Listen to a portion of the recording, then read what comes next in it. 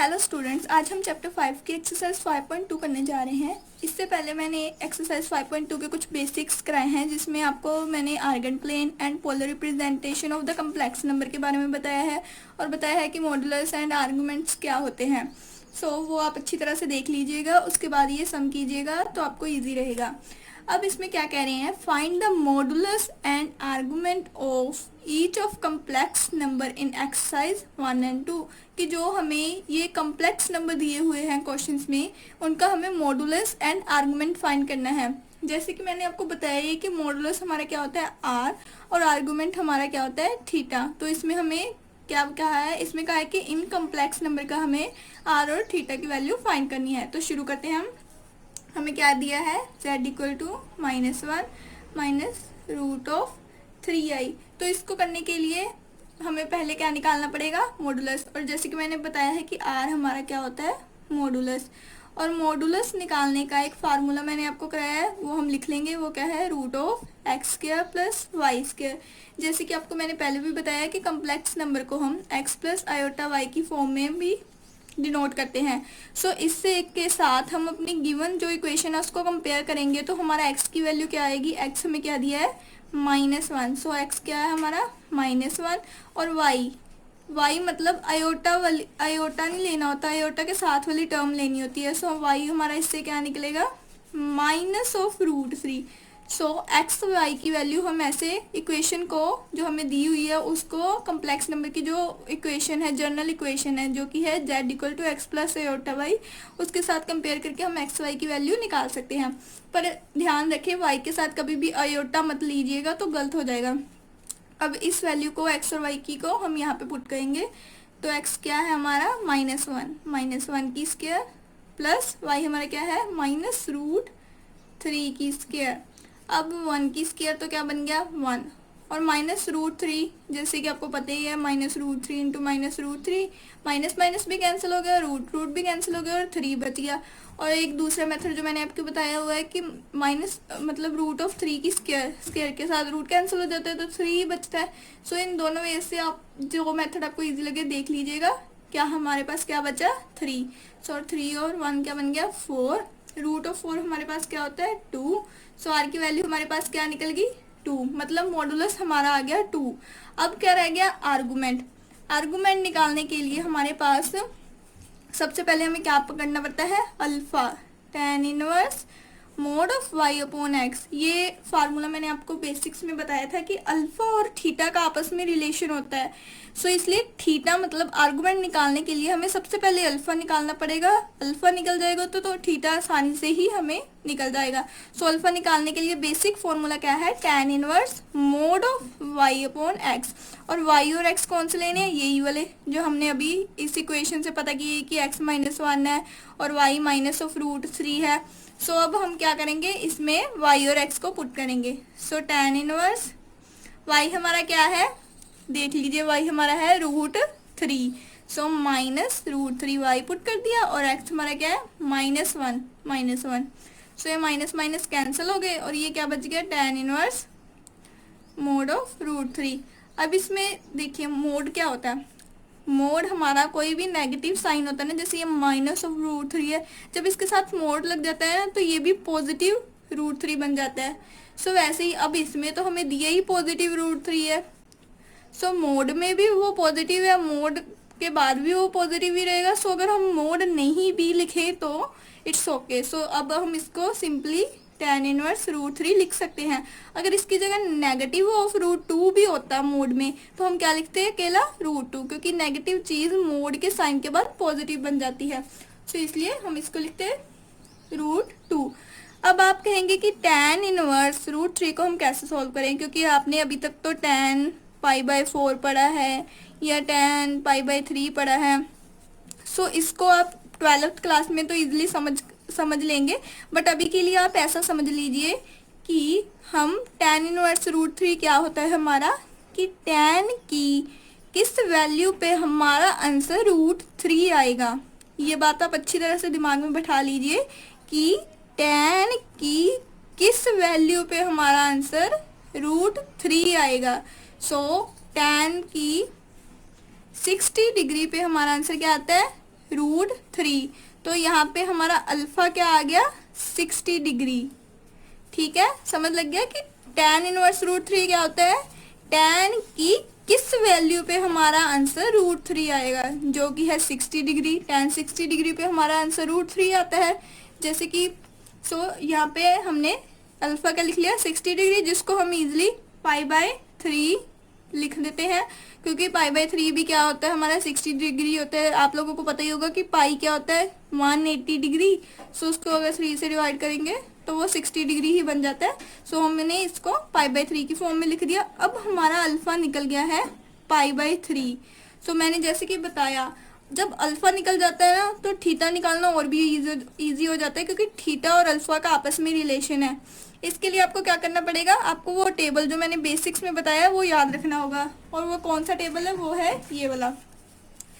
इसमें जैसे कि मैंने आपको बताया है कि थीटा और अल्फा का किस क्वाड्रेंट में क्या रिलेशन होता है। जैसे कि फर्स्ट क्वाड्रेंट में थीटा और अल्फा का रिलेशन क्या होता है, थीटा इक्वल टू अल्फा ही होता है, कि जो अल्फा है वो ही थीटा है। और सेकंड क्वाड्रेंट में हमारा थीटा और अल्फा का क्या रिलेशन है, थीटा इक्वल टू π-अल्फा। ऐसे ही थर्ड क्वाड्रेंट में, क्योंकि यहाँ पे नेगेटिव वैल्यूज लाई करती है, तो सेकंड क्वाड्रेंट का क्या बन जाता है, नेगेटिव, जो कि है थीटा इक्वल टू π-अल्फा। और फोर्थ में भी सेम, फर्स्ट वाले का नेगेटिव हो जाता है, थीटा इक्वल टू -अल्फा।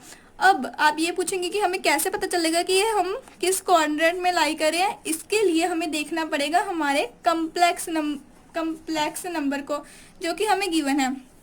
जो हमें कम्प्लेक्स नंबर की इक्वेशन दी है ना, जैसे -1 -√3, इसके जो कोऑर्डिनेट होते हैं, जैसे कि -1 और √3, जो कि हमने x और y लिए है, इनसे हमें पता चलता है कि हम किस क्वाड्रेंट में लाई कर रहे हैं। जैसे कि हमारा -1, x की वैल्यू -1 है, वो हमारा किस क्वाड्रेंट में आएगा, ये हमारा ओरिजिन है, तो x से x ये होता है। x की हमें पता है माइनस, नेगेटिव वैल्यूज यहाँ पे आती है। और y हमारा क्या है, रूट -√3, और y की भी नेगेटिव वैल्यू किस क्वाड्रेंट में आती है, इस क्वाड्रेंट में। मतलब x -1 और y -√3 कहीं यहाँ पे आता होगा। तो मतलब क्या है, हमारी जो कम्प्लेक्स इक्वेशन गिवन है z इक्वल टू -1 -√3 आयोटा, वो थर्ड क्वाड्रेंट में लाई करी है। इस तरह आपको पता चल जाए कि वो किस क्वाड्रेंट में लाई कर रही है। आप इसे अपने माइंड में भी प्लॉट करके देख सकते हैं कि हाँ, ये नेगेटिव वैल्यूज है तो किस में लाई कर रही है। अगर आप नहीं करना चाहते तो ये इजी वे है कि आप देख लीजिएगा, इसको आपको थोड़ा सा रट्टा मारना पड़ेगा। इससे आप इजीली देख सकते हैं कि x की वैल्यू नेगेटिव और y की वैल्यू नेगेटिव, दोनों नेगेटिव वैल्यू तो किस क्वाड्रेंट में होगी, थर्ड में। जो कि अभी हमने प्लॉट करके भी देखा कि अगर x की वैल्यू -1 है और y की वैल्यू अगर -√3 है, तो वो थर्ड क्वाड्रेंट में ही लाई करती है। इस तरह इजीली हम पता कर सकते हैं कि वो किस क्वाड्रेंट में लाई करती है। अब हम लिखेंगे कि हमारी जो -1 -√3 किस क्वाड्रेंट में लाई कर रहा है, हम लिखेंगे lies in the third quadrant. अब ये थर्ड क्वाड्रेंट में लाई कर रहा है, तो थर्ड क्वाड्रेंट में हम देखेंगे टेबल में कि इसका थीटा के साथ क्या रिलेशन बन रहा है। इसको आप एक तरह से फार्मूला भी कह सकते हैं। थर्ड क्वाड्रेंट में इसका थीटा के साथ क्या रिलेशन बन रहा है, माइनस ऑफ ब्रैकेट में π-अल्फा। हम लिखेंगे थीटा इक्वल टू -π-अल्फा। अब इसमें हम अल्फा की वैल्यू पुट कर देंगे, क्या है -π/3। अब इसको एलसीएम लेंगे तो हमारा बन जाएगा 3π - π/3। हमारा आंसर क्या आ गया, -2π/3। थीटा की वैल्यू क्या आ गई, -2π/3। और आर हमारा क्या आया था, 2। हमारा आर्गुमेंट और मॉडुलस की वैल्यू ऐसे हम फाइंड कर लेंगे। अब ऐसे ही हम सेकंड इक्वेशन जो हमें गिवन है z equal to -√3 plus iota, इसके भी हम पहले मॉडुलस फाइंड करेंगे। मॉडुलस फाइंड करने के लिए हम क्या लेंगे, r इक्वल टू फॉर्मूला जो क्या है √(x² + y²। अब x और y की वैल्यू के लिए हम क्या करेंगे, इसको z equal to x plus iota y, जो कि हमारा जनरल कम्प्लेक्स नंबर को इस फॉर्म में शो करते हैं। हम इसको अगर इसके साथ कंपेयर करेंगे तो हमें पता चल जाएगा कि x की वैल्यू हमारी क्या है, -√3, और y की वैल्यू, कई बच्चे यहाँ पे गलती कर देते हैं कि y की वैल्यू तो कोई है ही नहीं, मतलब 0 लिख देते हैं y की वैल्यू। पर आप देखिए यहाँ पे y के साथ क्या है, आयोटा। अगर y की वैल्यू होती ही नहीं तो यहाँ पे आयोटा लिखा ही नहीं होता, फिर उन्होंने हमें देनी थी इक्वेशन z इक्वल टू -√3, क्योंकि आयोटा की वैल्यू कोई देनी नहीं थी, सो हम उसमें लिख सकते हैं कि y की वैल्यू हमारी 0 है। पर अब इसमें हमें आयोटा दिया है, मतलब कोई 1 के साथ मल्टीप्लाई करके ही आयोटा आया होगा। जैसे 1 मल्टीप्लाई बाय आयोटा क्या बन जाता है, आयोटा ही। तो इसलिए हम y की वैल्यू इसमें क्या लिखेंगे, 1। सो y की वैल्यू हमारी क्या होगी, 1। अब इसको हम x और y की वैल्यू को हम इसमें पुट करेंगे तो क्या बन जाएगा, x की स्क्वायर जो क्या है -√3 की स्क्वायर, y की स्क्वायर 1 की स्क्वायर। सो √3 का स्क्वायर रूट के साथ ये रूट कैंसिल हो जाता है तो क्या बच जाता है 3 + 1, तो क्या बन गया √4। सो r की वैल्यू हमारी क्या आ गई, फिर से 2। सो हमारा मॉडुलस क्या आ गया, मॉडुलस हमारा आ गया 2। सो मॉडुलस निकल गया। अब इसकी भी हम थीटा की वैल्यू निकालने के लिए क्या करेंगे, सबसे पहले हम लिखेंगे अल्फा का फॉर्मूला, जो कि क्या है, मैंने आपको बताया है कि आपको याद करना पड़ेगा। Alpha equal to tan inverse mod of y upon x। अब x की वैल्यू हमारी क्या थी उसमें, √3, और y की क्या थी 1। अब हम y और x की वैल्यू को इस फॉर्मूले में पुट कर देंगे। सो क्या बनेगा, tan, सो ये बन गया tan इनवर्स y की वैल्यू 1 और x की वैल्यू -√3।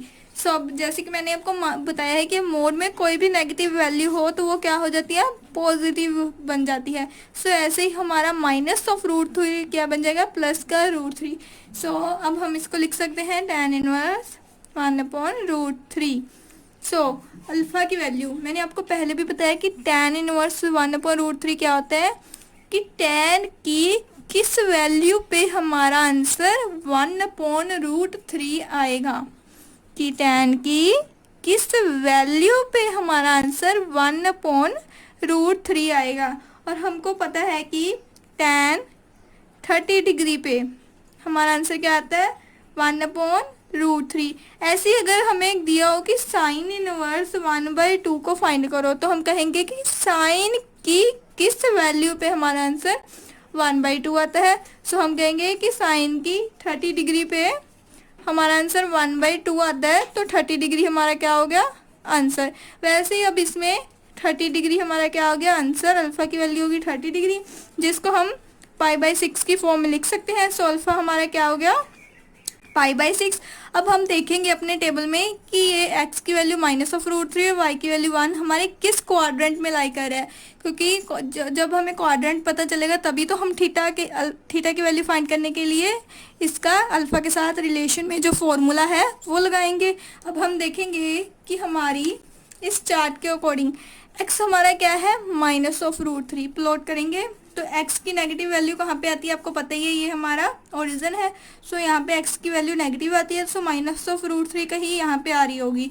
और y की वैल्यू हमारी क्या है, प्लस की 1। सो y हमारे पॉजिटिव वैल्यू कहाँ पे आती है, यहाँ पे। सो 1 कहीं यहाँ पे होगा। सो इस तरह हमारा पॉइंट कहीं यहाँ पे प्लॉट हो रहा है।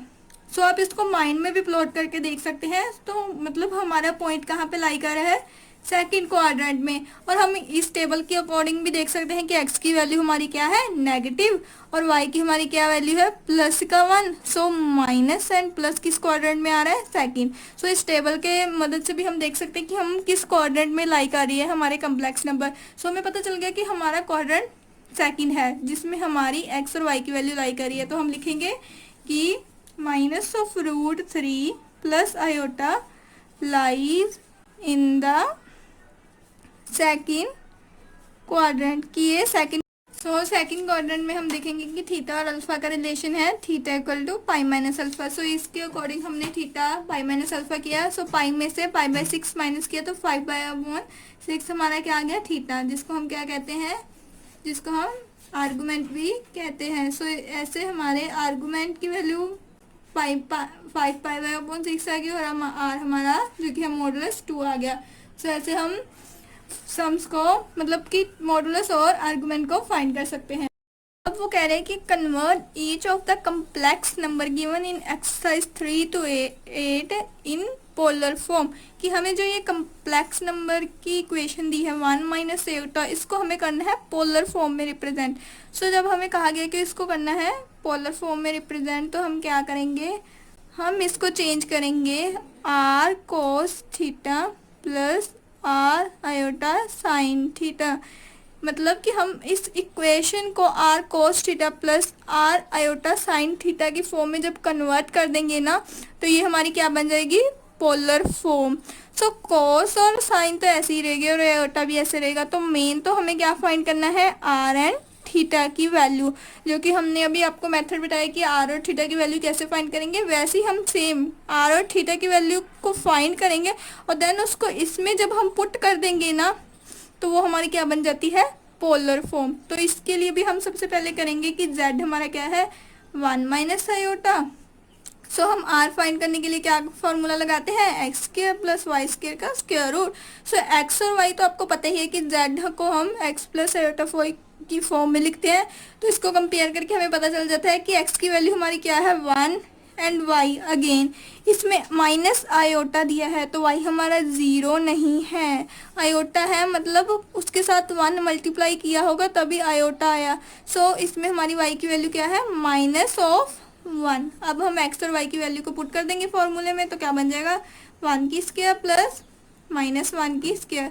सो ये 1 + 1 हमारा क्या बन गया, √2। सो r की वैल्यू हमारी आ गई √2। अब हमें फाइंड करना है थीटा की वैल्यू। थीटा की वैल्यू के लिए मैंने आपको पहले भी बताया कि अल्फा का फार्मूला जो कि है tan inverse mod of y upon x, ये आपको याद करना पड़ेगा क्योंकि अल्फा और थीटा का आपस में रिलेशन होता है। सो इस फार्मूले से हम इजीली थीटा की वैल्यू निकाल लेंगे। अब tan inverse y upon x में हम y और x की वैल्यू पुट करेंगे तो क्या बन जाएगा, tan इनवर्स y हमारा क्या है, -1।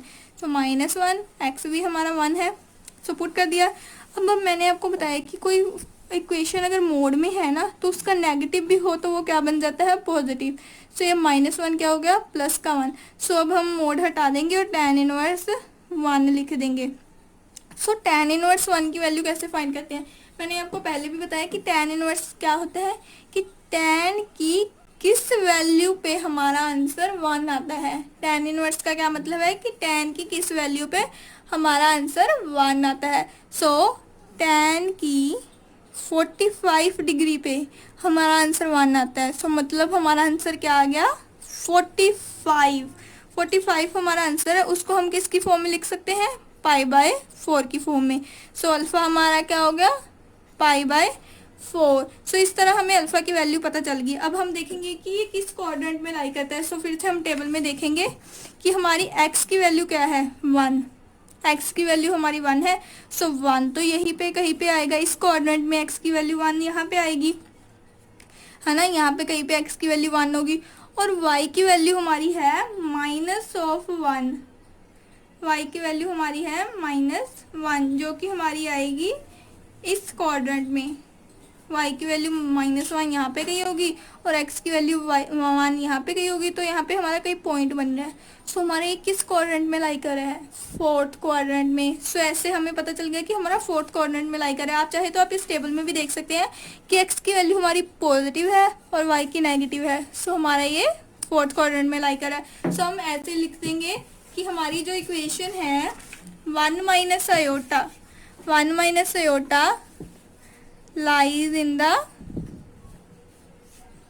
4th quadrant, कि ये हमारा 4th क्वाड्रेंट में लाई कर है।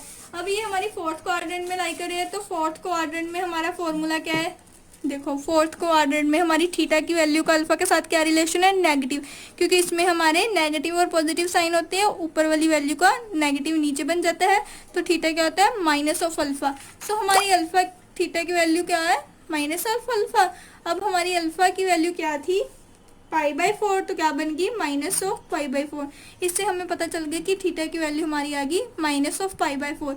अब इसको हमें पोलर फॉर्म में रिप्रेजेंट करना था। हमारी r की वैल्यू भी आ गई √2 और थीटा की वैल्यू भी आ गई हमारी -π/4। अब इसको पोलर फॉर्म में रिप्रेजेंट करने के लिए मैंने आपको एक इक्वेशन बताई है जो क्या है, z = r cos theta plus r iota sine theta. जब इसमें हमारा r और थीटा की वैल्यू को पुट करेंगे तब हमारा सम ये पूरी तरह से सॉल्व होगा, मतलब तब ये हमारा पोलर फॉर्म की फॉर्म में होगा। तो अब इसमें हम r की वैल्यू पुट कर देंगे √2 cos थीटा क्या हमारा -π/4, r की वैल्यू फिर से √2 और आयोटा ऐसे ही, थीटा क्या है हमारा -π/4। तो अब हमारा ये पोलर फॉर्म में प्रेजेंट हो गया है। सो अब इसको हम कह सकते हैं कि ये हमारी कम्प्लेक्स नंबर की पोलर फॉर्म बन गई है। पर बुक में नॉर्मली क्या करते हैं कि इन दोनों में से जो कॉमन चीज़ दी होती है ना उसको बाहर निकाल लेते हैं। जैसे ये प्लस का साइन है, इस साइड हमारे पास क्या है √2, इस साइड भी हमारे पास क्या है √2, तो वो √2 को बाहर निकाल लेते हैं और कोस -π/4 प्लस आयोटा साइन π/4 ऐसे करके वो आंसर लिख देते हैं। सो अगर आप चाहो तो आप यहाँ पर भी छोड़ सकते हो, तो आपका बिल्कुल ठीक है। अब ऐसे ही हमारे पास सेम एक और सम दिया है जो कि है -1 प्लस आयोटा। अब इसको भी हम वैसे ही सेम मेथड से सॉल्व करेंगे। सबसे पहले हम क्या निकालेंगे, आर की value. So z equal to -1 plus iota. तो हम इसको इसके साथ कंपेयर कर लेंगे तो हमें पता चल जाएगा कि x की वैल्यू -1 है और y की वैल्यू हमारी क्या है 1, क्योंकि आयोटा अकेला तो होगा नहीं, मतलब 1 के साथ मल्टीप्लाई करके ही आयोटा आता है। तो y की वैल्यू 1। अब हम r का फॉर्मूला लिखेंगे जो क्या है r equal to √(x² plus y²। So x की वैल्यू पुट की तो -1 की स्क्वायर प्लस 1 की स्क्वायर। सो ये क्या बन गया 1 + 1 इक्वल टू √2। सो r की वैल्यू अगेन हमारे पास आ गई √2। अब अल्फा की वैल्यू फाइंड करने के लिए हम क्या लिखेंगे, alpha equal to tan inverse mod of y/x। अब y और x की वैल्यू जब हम पुट करेंगे, y हमारे पास है 1 और x क्या है -1। फिर से वही कि अगर मोड में कोई नेगेटिव इक्वेशन दी है तो वो हमारी क्या बन जाती है पॉजिटिव। अगर -√2 भी दिया हो तो वो भी प्लस का √2 बन जाता है। सो हम इसको क्या लिख सकते हैं tan इनवर्स 1। और tan इनवर्स को अभी के लिए सॉल्व करने का हमारे पास मैंने जो आपको बताया कि क्या मतलब होता है इसका, कि tan की किस वैल्यू पे हमारा आंसर 1 आ रहा है वो हमारा होता है आंसर। सो tan 45 डिग्री पे हमारा आंसर 1 आता है। सो अल्फा क्या हो गया 45 डिग्री, जो कि हमारा होता है π/4। सो अल्फा की वैल्यू आ गई हमारे पास π/4। अब हम देखेंगे कि जो हमें कम्प्लेक्स नंबर दिया था, देखेंगे ये हमारा किस क्वाड्रेंट में लाई करता है। सो x की वैल्यू अब हमारे पास क्या है -1, जो कि यहाँ पे आएगी कहीं पे -1, और y की वैल्यू 1 आएगी यहाँ पे। सो इस तरह हमारे यहाँ पे कई पॉइंट बन रहा है, तो हम कहाँ पे लाई कर रहे हैं सेकंड क्वाड्रेंट में। और हम टेबल में भी देख सकते हैं कि x की वैल्यू अगर नेगेटिव और y की अगर पॉजिटिव हो तो हम कहाँ पे लाई कर रहे हैं सेकंड क्वाड्रेंट में। सो इससे हमें पता चल जाएगा कि हम सेकंड क्वाड्रेंट में है, तो हम लिख देंगे कि -1 plus iota lies in the second quadrant. तो सेकंड क्वाड्रेंट में लाई करें तो थीटा का अल्फा के साथ क्या रिलेशन बन रहा है, तो हम देखेंगे टेबल में। तो क्या है theta equal to pi minus alpha. Alpha की वैल्यू हमारी क्या थी π/4। सो पाई माइनस π/4 से हमारी वैल्यू क्या निकल गई 3π/4। अब आर और थीटा की वैल्यू हमारे पास आ गई है। सो अब हम क्या करेंगे, इसको हम फॉर्मूले में पुट कर देंगे जो कि है r cos theta plus iota sine theta. जब हम आर की वैल्यू पुट करेंगे तो √2 और कोस थीटा की वैल्यू 3π/4, आयोटा वैसे का वैसे, आर की वैल्यू 2 और साइन थीटा की वैल्यू 3/4। जब हम इसको इस फॉर्म में रिप्रेजेंट कर देते हैं ना तो वो हमारी बनती है पोलर फॉर्म। सो ऐसे आपको हम जैसे कि मैंने आप बताया, आपको पता चल गया होगा कि पोलर फॉर्म की फॉर्म में हम कैसे रिप्रेजेंट करेंगे। सो अगर आपने हमारी यहाँ तक वीडियो देखी है तो वीडियो को लाइक और चैनल को सब्सक्राइब जरूर कीजिएगा। Thank you.